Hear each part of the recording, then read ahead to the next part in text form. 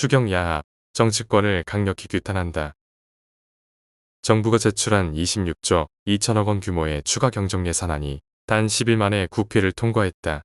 이는 단순한 신속 처리가 아니라 수계 민주주의를 스스로 파기한 정치권의 집단적 직무유기다. 이번 추경은 여야 합의로 재석 244명 중 214명의 찬성으로 통과되었으며 사실상 압도적 동조로 속결 처리되었다.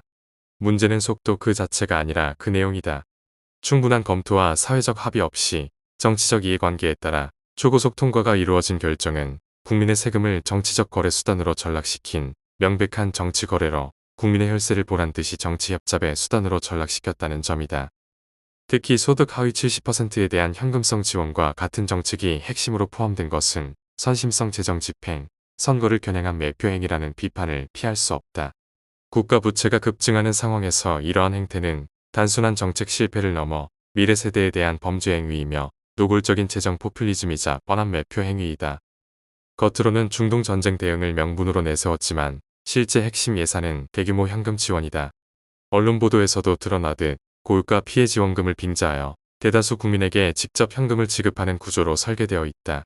이는 전쟁 대응이 아니라 정치적 인기 확보를 위한 재정 동원에 가깝다.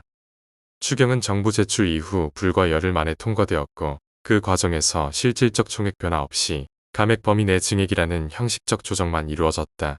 이는 철저한 검토가 아닌 이미 결론이 정해진 상태에서 형식만 갖춘 심사였음을 의미한다.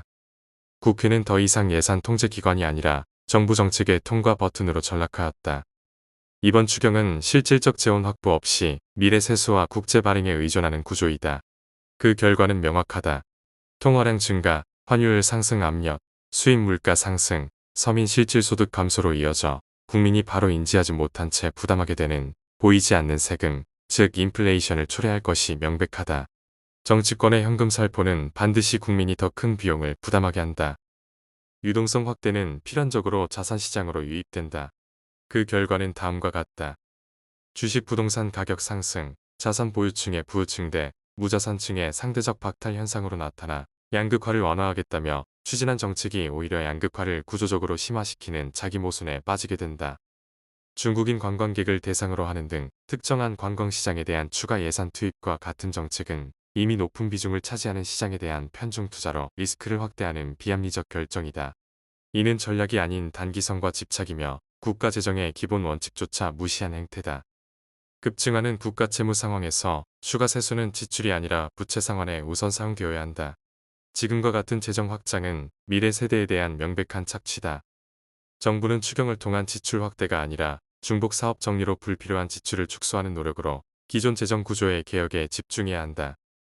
진정한 내수 활성화는 현금 직접 살포가 아니라 상속, 증여세 완화와 같은 세제 개혁과 과도한 규제 철폐를 통한 기업 활동 비용 공제 확대 등을 통해 민간의 자율적 경제 활동을 촉진하는 데서 출발해야 한다.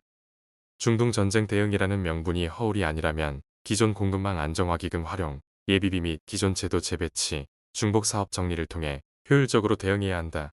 지금처럼 새로운 예산을 무분별하게 추가하는 방식은 정책이 아니라 재정 남용이다. 이번 추경은 결코 불가피한 선택이 아니다. 이는 위기를 빌미로 한 정치적 현금 살포, 재정을 이용한 인기 매수, 그리고 국민을 대상으로 한 구조적 기만이다. 정치권은 지금 국민의 세금을 책임 있게 운용하는 주체가 아니라 표를 사기 위한 자금 집행자 역할을 자처하고 있다. 우리는 선언한다. 이와 같은 재정 포퓰리즘과 매표 행위를 국민이 절대로 용납할 수 없다. 정부와 국회는 각성하라.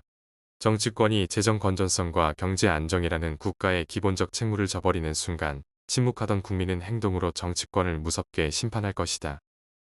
2026년 4월 16일 한국 NGO 연합